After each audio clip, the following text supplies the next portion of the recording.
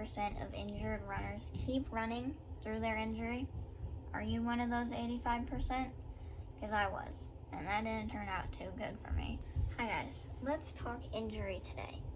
So currently, I am injured. I have been for the past 3 weeks. I've been dealing with a hip flexor strain, which really sucks, because your hip flexor is like, honestly, so hard to rehab. You use it in like everything you do, so it's just really difficult. I wanted to talk about, I know that for a lot of runners, it's really hard to stop running. Like, I crave the feel of after a run, and it's really hard. It's been really hard on me not to run mentally, but also physically. And so I wanted to come today and share some tips and maybe just help some of you who might be injured as well, help you along the road. So a few weeks ago, I was in the middle of a long run, and my hip flexor started feeling a little sore, and I was like, oh, it's just, the nature of the sport. I'm just gonna run through it, it'll be okay. And so I kept running through it, and spoiler alert, it was not okay. I took a few days off, and then I got back into running, and I made it 2 miles, and then I couldn't move, so my dad had to come pick me up in the middle of my run. And it was not my strongest moment, for sure.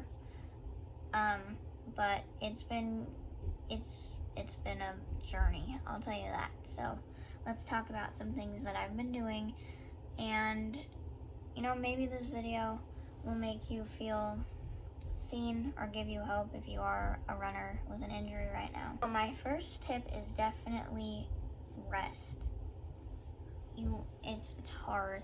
It's really hard for me to rest.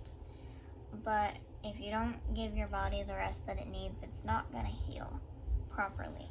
So what I like to do was just sit and ice it for a little while.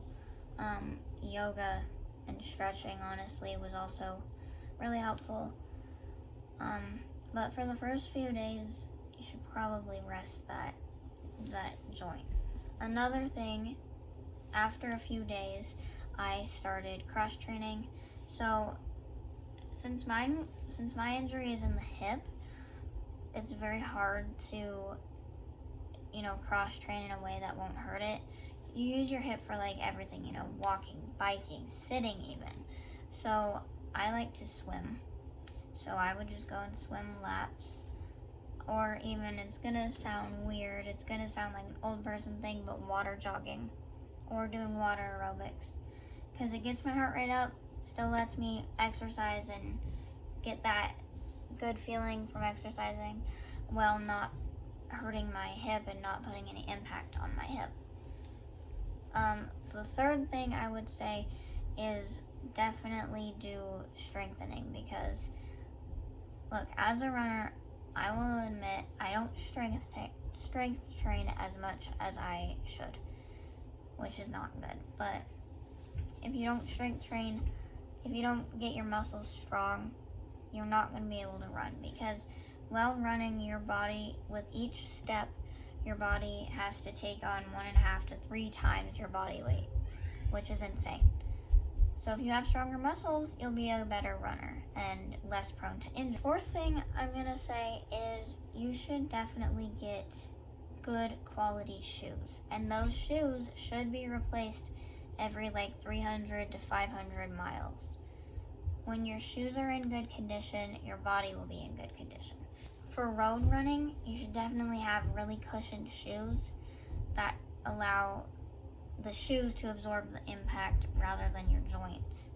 But for something like cross country or trails, get shoes that have good support and stability so that you don't slip and roll an ankle. Shoes are definitely, they can be expensive, but it's so worth it. And the last thing I'll say is, it's gonna sound so cliche, but injury is not forever. And I've needed to remind myself this countless times. But injury is not forever. It will pass if you let your body heal. And it's hard. It's really hard, because when you have to rest and it feels like all your progress is just going to be taken away, or when you can't do the sport that you love, you know? It's hard.